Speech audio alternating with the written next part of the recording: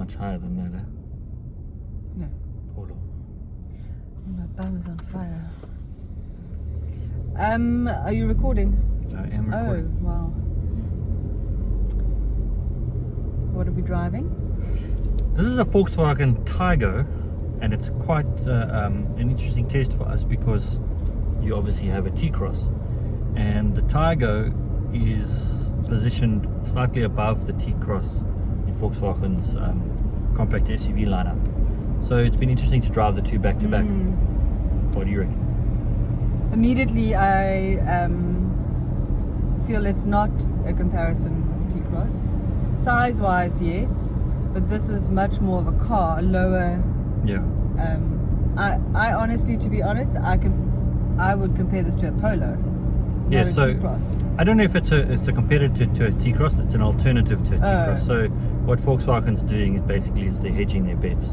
So they know that Polo is popular, and they're trying to give traditionally a Polo buyer even more choice. Yeah. So the T-Cross, you sit taller. It's got even more of a raised ride height than this. This has only got 160 mils worth of ride height, and the T-Cross has got 180. Yeah, you see, So I don't feel like this is raised at all. it's very minimal. Yeah. Yeah. So I much prefer my T-Cross because I much prefer the raised height. Yeah. Yeah. What are the pros? The pros are that I think it looks quite good. This is the style pack, so it's supposed to be the more sophisticated, elegant looking car. You get an R-Line, which obviously adds a bit more vuma, and then you get an entry-level model. I think it looks quite distinct. I do agree with you that it is basically a Polo. I think you're choosing between a Polo and this. What else? The build quality is good. It's spacious, so it's actually longer than your T-Cross. Yeah. So it's got a slightly bigger boot. The boot's big. Which is interesting. That's what I would, if you wanted a Polo but you needed a big boot, I'd buy this. Yeah. That's kind of where I'm sitting at with this car. Yeah.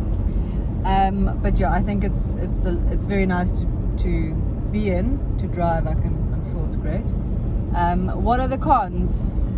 I don't know that I've driven a few of these Volkswagen 1 litre 3-cylinder motors, and some of them seem better than others. So this has got the DSG transmission, yours is a manual, and it's always a little bit sluggish to pull off, which takes a bit of getting used to, but you would get used to it. So I don't find it's a particularly responsive motor compared with some of the rivals. It's a little bit pricey, if we're being honest, but Volkswagens are historically a little bit more pricey. But you pay more, you get more in terms of resale. And where Volkswagen is a little bit cheeky is you get a standard spec for your price, and then when you start adding things, it does add up quite quickly. So Volkswagen knows that a sunroof is particularly popular in terms of options. I don't think it's too expensive, but I mean it's a tick that you're gonna tick the box. So it's quite easy to get a fairly expensive And Polo. You can't get a sunroof in a T-Cross. Can't get a sunroof in a T-Cross. You can get it in a Taigo and a Polo. What are the competitors? So I would think, and we just saw one now, a Hyundai Kona, which I really actually like. It's a bit different, a bit quirkier than this in terms of styling. It's a lovely package actually. And then an interesting one, which I don't think many people are mentioning in terms of Taigo, is a Opel Mokka. Yeah. And we're going to test one straight after this. So the next video will be Opel Mokka, and then you can get more information on that. But actually, I think a Mokka is bang on as a rival in terms of this. And what I like about that is, I mean, years ago, 80s and early 90s, Opel and Volkswagen were massive competitors. You had Cadet versus Golf, etc., etc. So, and Opel's been, through the ringer in terms of who owns it and product planning and stuff like that. So yeah, that'll be an interesting video to do. And fuel consumption. They all, I mean, I think they probably claim 5.2, if not a little bit less than that. But you should easily be getting 6 liters per 100 in this car, unless you're in a hurry like you are. And price. Yeah, I've gone blank now on the price, but it's about 460 for this car. Here we go, 460 for the Style, and then obviously you can add a few things like the nicer infotainment system, the sunroof.